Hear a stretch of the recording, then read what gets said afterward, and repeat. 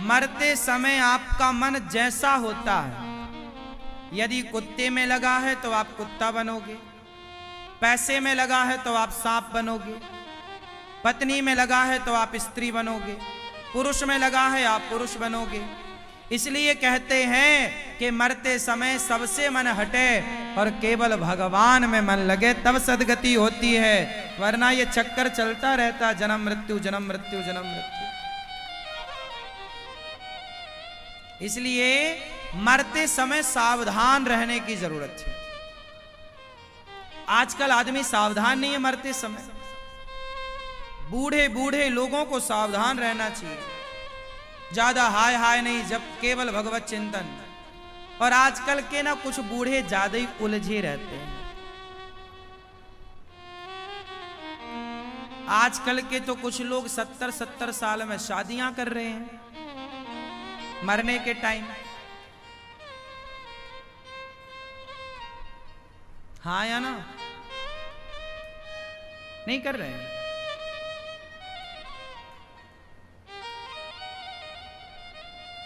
इसलिए मन भगवान में लगाओ, शादी वादी समय से कर लो, बच्चे बच्चे समय से पैदा कर लो और सबको सेटल कर दो, और आप भी भगवान के चरणों में सेटल हो जाओ। यही समझदारी है। बुढ़ापे में चित्त भटकाओगे, दुर्गति होगी।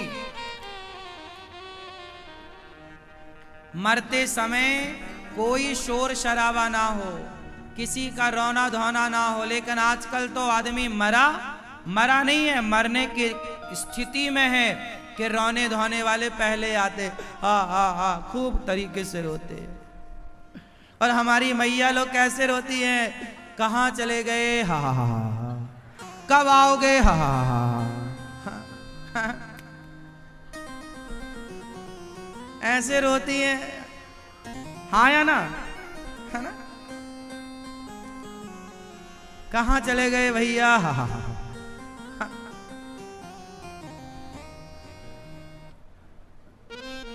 तुम्हारे बिना कैसे रहेंगे, हा हा हा।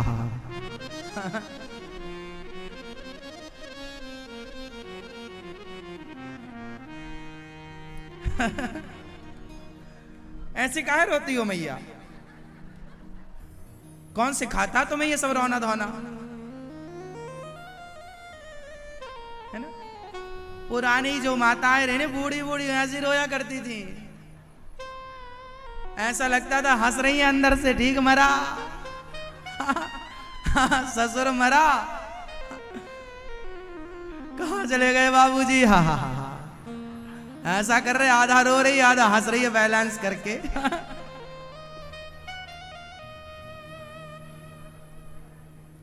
और ये रोने वाले ना पहले आते हैं। कुछ लोग बड़े होशियार होते हैं, रेल से उतरते हैं, ट्रेन से, और वहीं स्टेशन में कंगी वंगी करते हैं।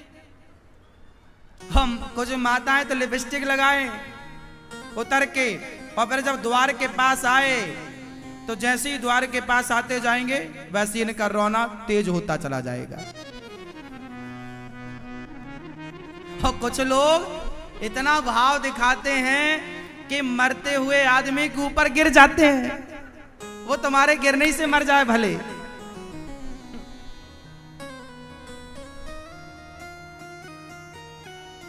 है ना? इसलिए रोने वालों को बाहर बिठाओ और मरते हुए व्यक्ति को एकांत में रखा करो। सामने भगवान का चित्र होना चाहिए। सब लोग बैठकर कीर्तन करो। कीर्तन सुनते सुनते भगवान का नाम उसके कान में जाएगा, और भगवान का नाम सुनकर मरेगा तो उसकी सदगति होगी।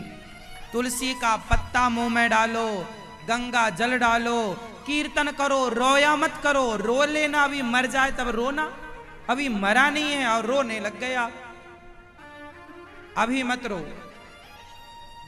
तुम्हारे रोने से नुकसान ये है कि कहीं मरने वाले का मन तुम्हारी ओर आ गया कि देखो हमारे बिना लोग कितने दुखी हैं। और सुनो, तुम्हारे मरने में जो रोते हैं ना, ये कोई दुखी उखी नहीं है। ये सब 13 दिन बाद रसगुल्ले खाएंगे। एक और ले आ भैया। ये तो रिवाज है भाई, रोते हैं लोग, परंपरा है। वो तो अपनी फॉर्मेलिटी पूरी करने आए हैं, औपचारिकता, व्यवहार। किसी को क्या फर्क पड़ता है कि आप हैं या मर गए? ये तो लोग अपना व्यवहार चुकाने आते हैं ना। क्यों मैया ये बताओ, आपके मरने में जो लोग आएंगे वो काहे आएंगे? व्यवहार, तुम उनके मरने में गए होगे तो वो तुम्हारे मरने में आ रहे हैं। ये व्यवहार है। और तुम चले जाते हो, हमारे लिए रो रहे हैं सब, कोई नहीं रो रहा है, तुम मरो आराम से, कोई फर्क नहीं पड़ रहा किसी को। तुम अपनी दुर्गति ना करो, लोगों के चक्कर में ना रहो।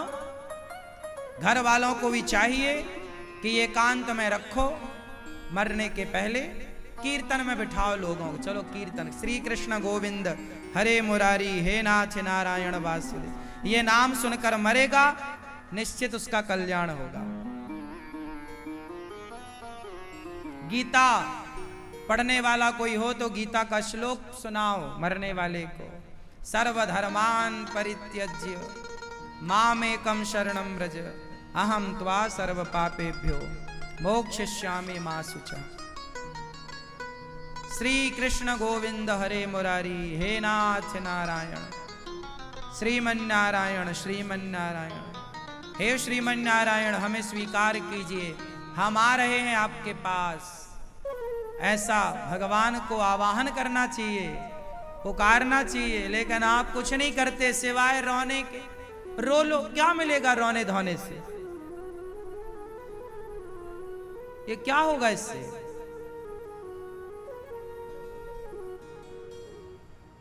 ना तो तुम्हारे रोने से मरा हुआ जिंदा होगा, ना तो तुम्हारे रोने से किसी को शांति मिलेगी। बस तुम अपनी तसल्ली कर लोगे कि रोए। अच्छा, रोना भी चाहिए। कब? लिखा हुआ है कि जब पिता मर जाता है तो पिता के मृत्यु पर उसके पुत्र को रोना चाहिए। कहां? शमशान में। जब वो अपने पिता की चिता पे आग लगाए, उसके बाद वो खूब रोए। जब कपाल क्रिया करे, कपाल मोचन की क्रिया, सिर फोड़कर घी डाला जाता है शमशान में, और जब वो क्रिया हो जाए उसके बाद चिंगाड़ करके पुत्र को रोना चाहिए, आकाश की ओर देखते हुए अपने पिता को याद करके रोना चाहिए। उस समय उस बेटे की आंखों से जो अश्रु निकलते हैं वो अश्रु तर्पण का काम करते हैं। वो अश्रु बहने चाहिए। तो रोने का भी विधान है, पर कहां? शमशान में, वो क्रिया के बाद।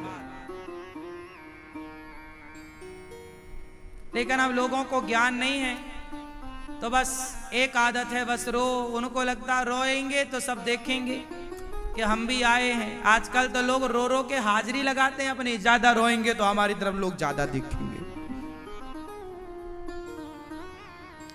कुछ बहुएं सास मरती है ना, तो कुछ बहुएं रोती रोती बेहोश हो जाती हैं। ये वही बहुएं ना बेहोश हो रही हैं। सास जिंदा थी, गिलास भर पानी नहीं पिलाए, और मर गई तो देखो नाटक कितना बढ़िया कर रही है। जिंदा थी सास तो खुशी खुशी रोटी नहीं खवाई कुछ बहुओं ने, 2 वक्त की रोटी और गिलास भर पानी नहीं पिलाया, बूढ़ी अम्मा का सम्मान नहीं किया, और मर गई तो देखो कितना बढ़िया रो रही है। सास के मरने पे कुछ बहुएं बेहोश हो जाती हैं, हाँ या ना? तो नाटक कर लेना बहुत आसान है। आप भूलिए मत कि सारा नाटक भगवान देखते हैं। आज मैं तो कहता हूं, मरने के बाद मत रोइए।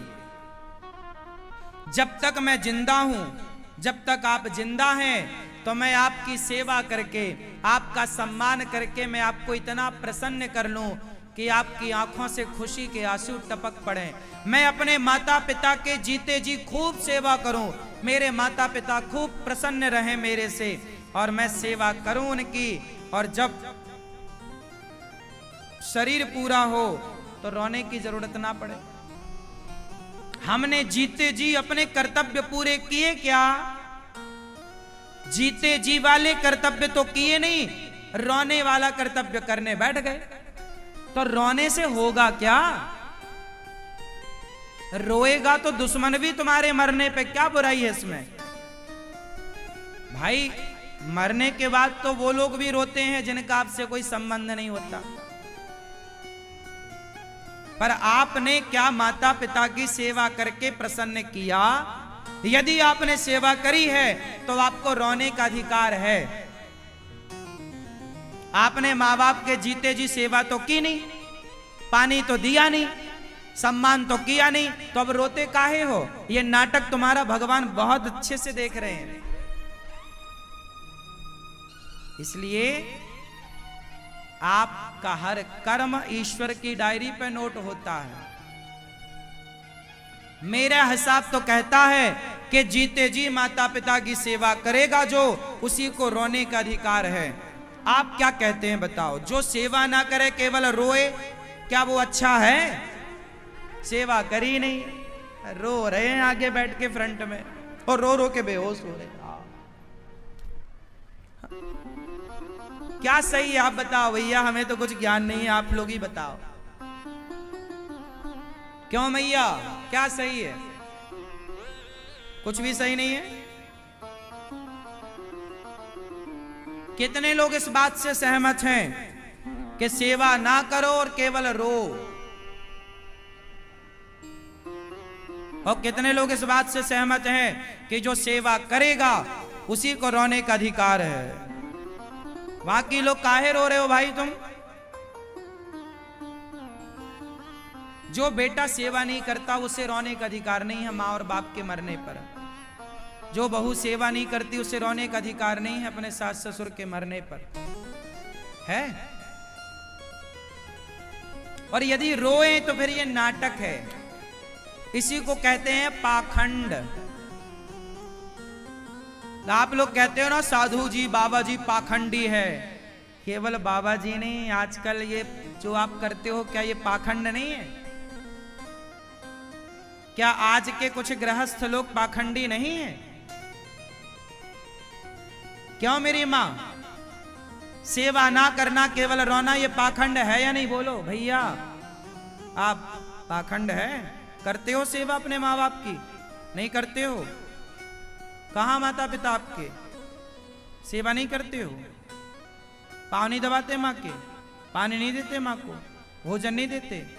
काहे भैया? हैं? हाँ? वो अपने से कर रही है। नहीं, वो तो अपने से कर रही है तो अच्छा है, पर आपको भी तो सेवा का भाव रखना चाहिए। अच्छा, ये इनकी अलग कहानी चल रही है।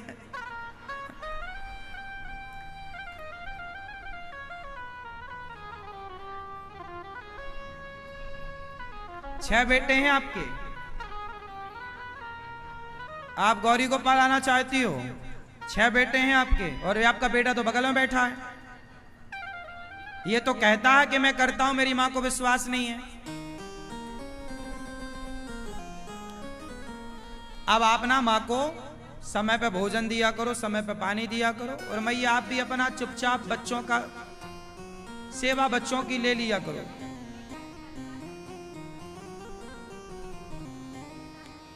तो बच्चों को चाहिए कि वो अपने माँ बाप की सेवा करें, और माँ बाप को चाहिए कि वो अपने बच्चों की सेवा को स्वीकार करें।